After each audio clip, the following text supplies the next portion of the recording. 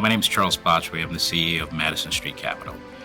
Madison Street Capital is a boutique investment bank, and we do mergers and acquisitions and capital raises for our clients. We're industry agnostic, and we serve mostly the lower end of the middle market, $10 to $150 million in revenues. People talk about growth most of the time like it's a fantastic thing, and most of the time it is, but it can also be challenging if it's not managed properly. It comes with bandwidth problems, it comes with quality problems, and it's one of the problems that we faced in the beginning, growing really fast, was trying to figure out where that balance is. We've changed our business since then, we've changed our strategy, and we're able to manage it a lot tighter now. Controlled, sustained growth as opposed to growth for the sake of growth.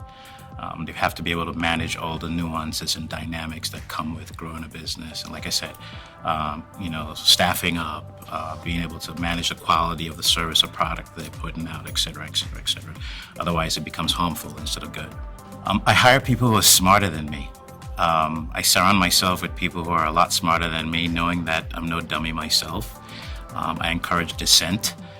So we have vigorous debates about issues, and then ultimately I get to take everybody else's knowledge and make the final decision. It works.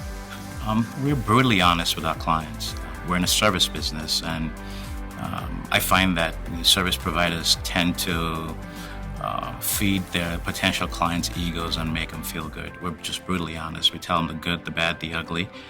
If they've got an ugly kid, we tell them they've got an ugly kid, and then we tell them what they need to do to improve the business. And we find that our clients appreciate that. They're used to all their employees and everybody else telling them what they want to hear, and they find it refreshing that we tell them what they need to hear.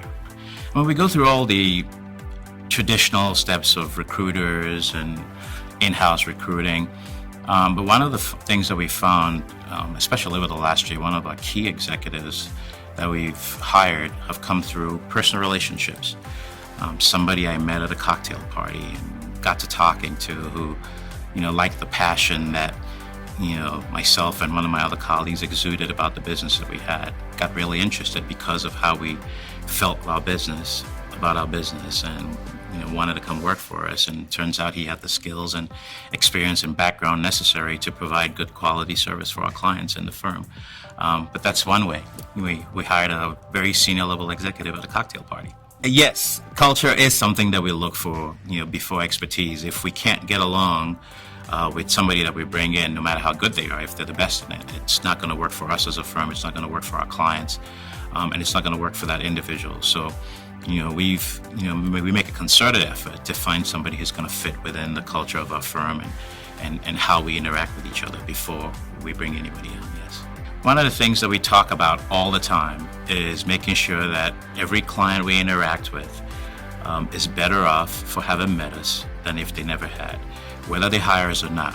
We want to make sure that we're challenging them, we're asking good questions, we're pointing out things that they may or may not have noticed about their businesses, and that they take one little tidbit or one major tidbit. It doesn't matter how small or how big, that when they interact with us, they learn something from us.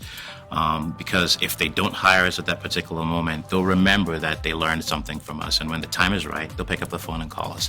And we preach that relentlessly, from the lady who answers the phone or the gentleman who answers the phone all the way to my office. Every interaction with a client has to be that way, and we found that it works for us.